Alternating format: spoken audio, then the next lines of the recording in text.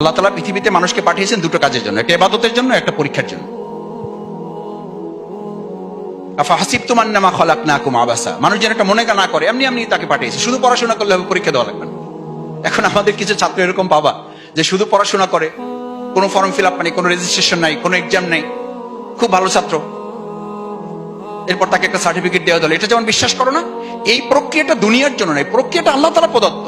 আলিফ লাম মিম মাহাসিবান নাস আইয়ুতরাকু আইয়াকুলু আমান্না ওয়া হুম লা ইফতানুন। এই জামানায় যেমন কি ওটা বললে হবে না, আমাকে চেনেন না, আমি কি ছাত্র, প্রতিদিন আসি, প্রাইভেট পড়ি, টিউশনি আছে, আমার বাবা গভর্নিং বডির সদস্য, ওকে, পরীক্ষার সময় আমার একটু টুকটাক মাথা ব্যথা করে, আমি কিন্তু পরীক্ষা অ্যাটেন্ড করতে পারবো না, আমাকে কি দিয়ে দিবেন, সার্টিফিকেট দিয়ে দেবেন। এটা যেমন দুনিয়ার জীবনে বাস্তব নয়, কাল কিয়ামতের দিনেও কেউ কেউ এই কথা বলবে, এই কথা বলবে। কি বলবে? পরিষ্কার সে আল্লাহ তাআলার কাছে ঘোষণা করে দিবে, সে আল্লাহ তাআলার কাছে এটা বলবে, ওয়ায়াকুলুনা ওয়াইলাতানা, আফসোস আমার জন্য, আমি এত নামাজ পড়লাম, রোজা রাখলাম, কই কিছুই তো নাই।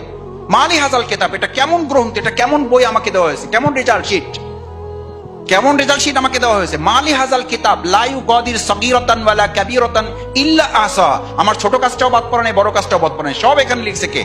আল্লাহ তাআলা ফেরেশতাদেরকে জবাব দিবেন, ওয়া ইন্না আলাইকুম লাহাফিজিন কিরামান কাতিবিন আছে, অথচ তুমি ওজন ফিল করো না। সুতরাং বাস্তবে এটা বিশ্বাস করতে তোমার একটু কষ্ট হয়। মোবাইলে ওজন ফিল করো না, অথচ এর মধ্যে পিএইচডি সকস থিসিস আছে, এটা কিভাবে বিশ্বাস করো? কিভাবে বিশ্বাস করো যে গোটা দুনিয়াটা এটার মধ্যে আছে? এটার মধ্যে ওজন নাই তো কোনো, তা হাতে করে বরে বেড়াচ্ছ। ঠিক, ওয়া ইন্না আলাইকুম লাহাফিজিন কিরামান কাতিবিন, তারা তোমার দুই কাঁধে আছে। তো দুই কাঁধে থাকা অবস্থায় তুমি কি করে আল্লাহর উপরে নির্ভরশীলতা, আল্লাহর উপরে বিশ্বাস, চিন্তা, যে আল্লাহ তাআলা তোমাকে পড়া শিখিয়েছেন, যে আল্লাহ তাআলা তোমাকে এক্সাম শিখিয়েছেন, যে আল্লাহ তোমাকে রেজাল্টের ভিত্তিতে সম্মানিত কিংবা অপমানিত হওয়া শিখিয়েছেন।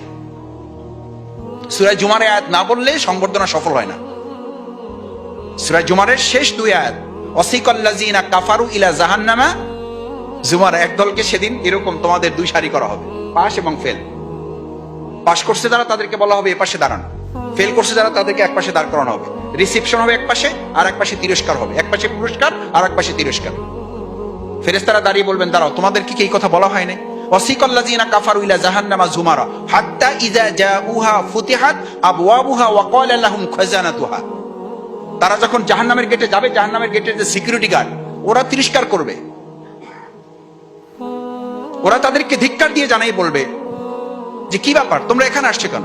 ওয়া ক্বালা লাহুম খাজানাতুহা, সেখানকার সিকিউরিটি গার্ডকে তাদের জিজ্ঞেস করবে, ওয়া ক্বালা লাহুম খাজানাতুহা আলাম ইয়াতিকুম রাসূলুম মিনকুম ইয়াতলুনা আলাইকুম আয়াতি রাব্বিকুম, তোমাদেরকে এরকম সংবর্ধনা করে কি তোমাদেরকে জানিয়ে দেওয়া হয় নাই যে আজকে তোমরা এখানে সম্মানিত হয়েছো এই দুনিয়ার পরীক্ষার মধ্যে, আর আল্লাহ তাআলা প্রদত্ত পরীক্ষার মধ্য দিয়ে তোমাদেরকে জান্নাতি হতে হবে, এ কথা তোমাদেরকে কেউ স্মরণ করায় নাই?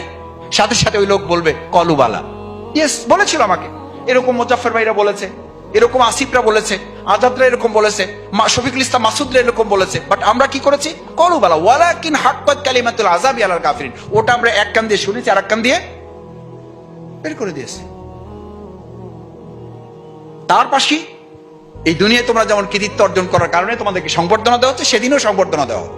ওয়াসিকাল্লাযিনা তাকাউ রাব্বাহুম ইলাল জান্নাহ, আর এক দলকে ধাক্কাতে ধাক্কাতে জান্নাতে নেওয়া হবে। এটা মাওলানা দেলোয়ার হোসেন সাঈদী রাহিমাহুল্লাহর একটা চমৎকার ওয়াজের ব্যাখ্যা আছে, যে শব্দ তাফসিরের আয়াতের একই ব্যাখ্যা করা হয়। ওয়াসিকাল্লাযিনা কাফারু ইলা জাহান্নাম, জাহান্নামীদেরকে ধাক্কানো হবে, ওয়াসিকাল্লাযিনা তাকাউ রাব্বাহুম ইলাল জান্নাতি জুমারা, জান্নাতীদেরকে ধাক্কানো হবে। তো দুই গ্রুপকে ধাক্কানো হবে কেন? মুহাদ্দিসগণের ব্যাখ্যা হচ্ছে যে জাহান্নামীরা যেতে চাইবে না, আর জান্নাতীরা তাদের যে রাস্তা, যেটা ঢোকার রাস্তা, ও রাস্তার মানে দৃশ্য যেটা, ওটা দেখে ওখানে কি করবে? বসে যাবে। যেমন তোমরা যদি রিসেপশনটা আরেকটু সুন্দর হতো, তোমাদের জন্য রেড কার্পেট ওয়ার্ম রিসেপশন থাকতো, তো ওরকম একটা সিস্টেম দেখে কেউ কেউ মনে করে, যেমন আমরাও অনেক সময় এখন হোটেল টোটেলে ঢুকলে জুতা হাতে নেবো না, রাখবো না, কি করবো, লেখা ডানে বামে তাকাই যে কি জুতা সহ না জুতা ছাড়া, পরে ওনটা বলে যে না জুতা সহই আসেন, আপনার আজকে জুতা খুলতে হবে, এই জন্য আমরা রেড কার্পেট দিই না। এই রেড কার্পেট দিয়েছেন, এইটার উপর দিয়ে আপনি জুতা দিয়ে, দুনিয়াতেই যদি এরকম ডান বাম তাকাতাকি করা লাগে, তাহলে জান্নাতি কি হবে বোঝাই যাচ্ছে। ওখানে জান্নাতীরা বসেই পড়বে যে আর লাগবে না, যা পাইছি দিছি জানা।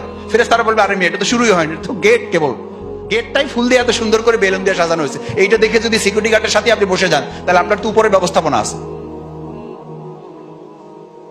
ওয়াসিকাল্লাযিনা তাকাউ রাব্বাহুম ইলাল জান্নাতি যুমারা হাত্তা ইযা জাউহা ওয়া ফুতিহাত আবওয়াবুহা ওয়া ক্বালা লাহুম খাজানাতুহা, ওখানেও সিকিউরিটি গার্ড আটকাবে। সালামুন আলাইকুম তিবতুম, দিস ইজ কংগ্রেচুলেশনস। আজকে যারা পরীক্ষায় উত্তীর্ণ হয় এই সামান্যতম এটুকু পেয়ে তোমার মধ্যে একটা আনন্দ বা পুলকিত ভাব অনুভব করছো, তাহলে মনে করো জান্নাতের গেটে সেদিন রিসেপশনটা পেয়ে তোমার মধ্যে উপলব্ধিটা কি হবে। এইটুকু মেসেজ এখান থেকে নাও যে দুনিয়ার পরীক্ষার মধ্যে যে অর্জন তুমি করেছো, আমার টার্গেট হবে এখন নিজেকে পরিপূর্ণ সৎ ভালো মানুষ করে জান্নাত উপযোগী করার মাধ্যমে চূড়ান্ত রিসেপশনটা যেন আমরা অর্জন করতে পারি ইনশাআল্লাহ। দেখি আমরা রেডি আছি সবাই? সবাই সিদ্ধান্ত নিলাম ইনশাআল্লাহ যে দুনিয়ার সফলতার জন্য আমরা একই সাথে জান্নাত উপযোগী হিসেবে আমরা আমাদেরকে গড়ে তুলব। আমি কথা লম্বা করতে চাই না, সর্বশেষ আজকে শিক্ষা ব্যবস্থার ত্রুটিটা কি? আজকে শিক্ষা ব্যবস্থার সবচেয়ে বড় ত্রুটিটা দেখো, আমরা এখন শিক্ষা ব্যবস্থার কোন পর্যায়ে পৌঁছেছি? আমাদেরকে ট্রান্সজেন্ডার শেখানো হচ্ছে। আমাদের ক্লাস 6, 7, 8, 9 আমাদের যা দরকার নেই সেগুলো আমাদেরকে শেখানো হচ্ছে। আমি অনেক সময় বলি যদি সবকিছুই আমাদেরকে শেখাতে হয় তাহলে আমাদের বাবা মা, আমরা 10 ভাই বোন, আমাদের বাবা মাকে কোন কোচিং এ, কোন টিউশনে, কোন প্রাইভেটে, কোন স্কুলে তাদের ফ্যামিলি লাইফ সম্পর্কে ট্রেনিং দিয়ে তারপরে এই 10 ছেলেমেয়ের অন্তর্ভুক্ত করা হয়েছে। আর এখন তাদেরকে ট্রেনিং দেওয়া হচ্ছে, তারা তো একজন দুইজনের পর আর কোনো খবরই নেই। এখন জাপানে তোমরা জানো, জাপানে এখন কম্পিটিশন দেওয়া হয়েছে। জাপানে কম্পিটিশন দেওয়া হয়েছে যে যদি কেউ একটার পরে 2টা বাচ্চা নেয় তাহলে তার ফ্রি, রেসিডেন্স ফ্রি, সরকার তার বাসস্থানের ব্যবস্থা ফ্রি করে দেবে। তার মানে পৃথিবীতে এখন ম্যাক্সিমাম উন্নত রাষ্ট্রগুলো কি শূন্য হয়ে পড়ছে? মানুষ শূন্য হয়ে পড়ছে। তুমি এই চ্যালেঞ্জ তোমাকে জানতে হবে, বুঝতে হবে।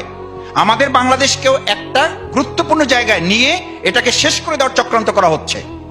কারণ যত বেশি মুসলিম উম্মাহ কমবে তত বেশি আল্লাহর জমিন, আল্লাহর দ্বীন এবং সমস্ত কার্যক্রমগুলো সংকুচিত হয়ে আসবে। তোমরা কিছুদিন আগে প্রথম আলো রিপোর্ট দেখেছো, ডেইলি স্টার রিপোর্ট দেখেছো যে চায়না, জাপান সহ বেশ কিছু রাষ্ট্রে প্রায় শত শত বাড়ি জীর্ণ শীর্ণ অবস্থায় পড়ে আছে। মানে ওখানকার শেষ প্রজন্ম, ধরো আমি মারা যাওয়ার পর ওখানে থাকার আর কেউ নাই, শত বাড়ি জীর্ণ শীর্ণ অবস্থায় পড়ে আছে। বাংলাদেশে ইতিমধ্যে তোমাকে একটা স্লোগান ধরিয়ে দেওয়া হয়েছে, এবং সেটাকে তুমি খুব স্মার্টলি হ্যান্ডেল করছো। বাসা বাড়িতে প্রায় বলছো, বাবা মাকেও তুমি বলছো, কি বলছো? যেটাকে একসময় লিভ টুগেদার বলা হতো, এটাকে এখন আরেকটু মডার্ন করে তোমাকে সেন্টেন্সটা তুলে দেওয়া হয়েছে খুব সুন্দর করে, কি? Let me alone.